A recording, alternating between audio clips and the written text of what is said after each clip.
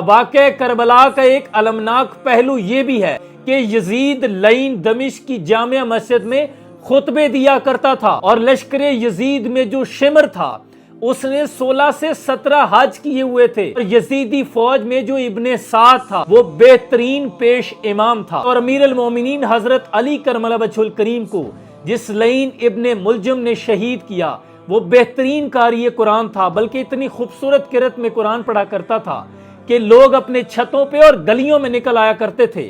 اور کربلا میں دونوں اطراف باجماعت نماز ہو رہی تھی۔ یوم عاشور کے روز دونوں اطراف نے شہادت کا غسل لیا، ایک طرف لشکر یزید نے پانی کے ساتھ اور لشکر حسین نے تپتے ہوئے کربلا کی مٹی ریت کے ساتھ تیمم کیا۔ اب دونوں طرف فرق کیا ہے؟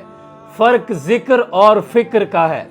ذکر اور فکر میں اگر تضاد آ جائے تو ظلم ناگزیر ہو جاتا ہے۔ امام حسین کا یزید کے ساتھ اختلاف کیا تھا کہ یہ ظالم ہے، ظلم کرتا ہے اور اللہ کی حلال کردہ چیزوں کو حرام کرتا ہے اور حرام چیزوں کو حلال کرتا ہے، اللہ کی حدود کو پامال کرتا ہے، شرابی ہے، زانی ہے، رنڈیوں کا ناچ دیکھتا ہے اور اس جیسا مسلمانوں کا حاکم نہیں ہو سکتا اور مجھ جیسا اس جیسے بدبخت کی بیعت نہیں کر سکتا۔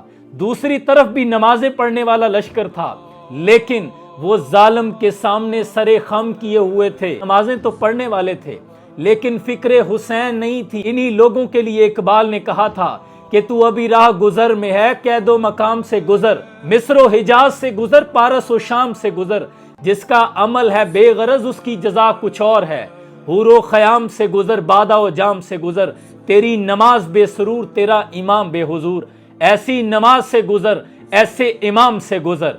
کیا ہوا کہ سجدوں کے نشاں ہیں تیری جبیں پر، کوئی ایسا سجدہ کر کے روئے زمین پہ نشاں رہے۔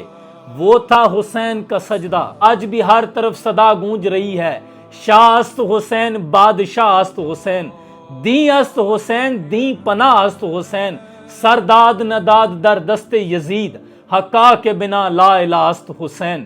حسین نے سر دے دیا لیکن ظالم کے ہاتھ پر بیعت نہیں کی، اور آج امت مسلمہ میں اسی فکر حسین کو زندہ کرنے کی ضرورت ہے۔ دنیا کو ہے پھر مار کا روح و بدن پیش، تہذیب نے پھر اپنے درندوں کو ابھارا، اور اس شاہ مشرقین کی، اس نور عین کی مطلوب ہے جہاں کو قیادت حسین کی، ہر سو زمانے میں یزیدوں کا زور ہے، منشور آج پھر ہے ضرورت حسین کی۔